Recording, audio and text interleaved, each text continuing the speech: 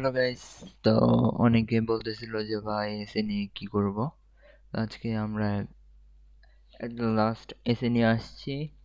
And এটা হচ্ছে আমাদের একটা ফাইনাল এসে। আমি লাইক তিনটা টেমপ্লেট বানাইছিলাম। তিনটা টেমপ্লেট বানাই তিনটা ভিডিও বানাইছিলাম। তিনটা ভিডিও আবার ডিলিট করে এটাই আমার লাস্ট ভিডিও অ্যাকচুয়ালি। তো এটার স্কোর মূলত আমাদের ছিল 14.6 15 থেকে।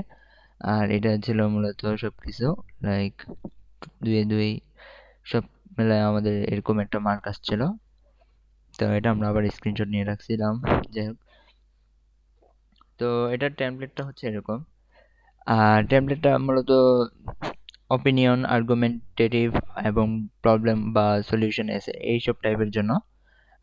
নর্মাল কোনো এসের জন্য বা একটা এসে নিয়ে লিখতে বললে ওইরকম কোনো এসে না। যেমন যদি বলা হয় রাইট এন এসে অ্যাবাউট ইউর কান্ট্রি বা বা রাইট এন এসে অ্যাবাউট মনুমেন্ট বা এরকম কিছু যদি বলে সেই ক্ষেত্রে এই এসেটা প্রযোজ্য না।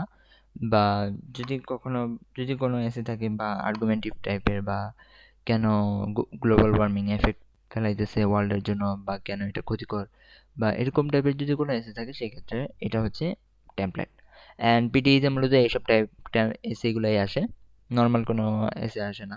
ইজি যেগুলো আমরা 11-12 বা ক্লাস 6-7 এটা পড়ে আসছি।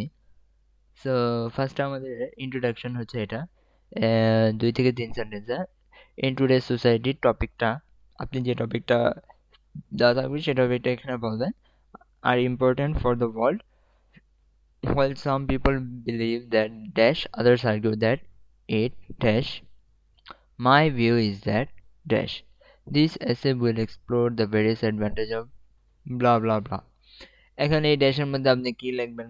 আপনার আপনার ওয়ার্ল্ডের প্রতি কতটুকু জানাশোনা আছে বা আপনি প্র্যাকটিক্যালি কি থিঙ্ক করতেছেন, মূলত এই ব্ল্যাঙ্ক স্পেসগুলো এগুলাতে ফিল আপ করবেন অ্যাকচুয়ালি। আমাদের নিচে একটা প্যারাগ্রাফ আছে আমরা লিখছি। সো এটা দেখলে অ্যাকচুয়ালি আপনাদের মাথায় আসবে লাইক কীভাবে ব্ল্যাঙ্ক স্পেসগুলো ফিল আপ করে আপনার টেমপ্লেটকে যে টেমপ্লেট না এটা যেন এআইকে কীভাবে চিট করা যায় আর কি।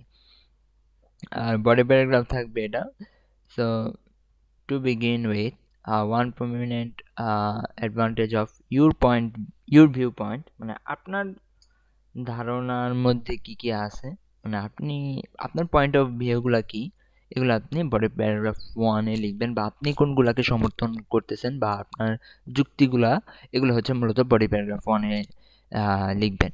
আর বডি প্যারাগ্রাফ 2-তে লিখবেন হচ্ছে যেগুলা যুক্তিহীন বা যেগুলো অন্যান্য মানুষ সাপোর্ট করে বা যেগুলা ডিসঅ্যাডভান্টেজ বা যেগুলা ওয়ার্ল্ডে এফেক্ট ফেলাইতেছে বা যেগুলো যেই যুক্তিটা আপনি সাপোর্ট করেন না সেগুলো হচ্ছে মূলত বডি প্যারাগ্রাফ 2-তে লিখবেন।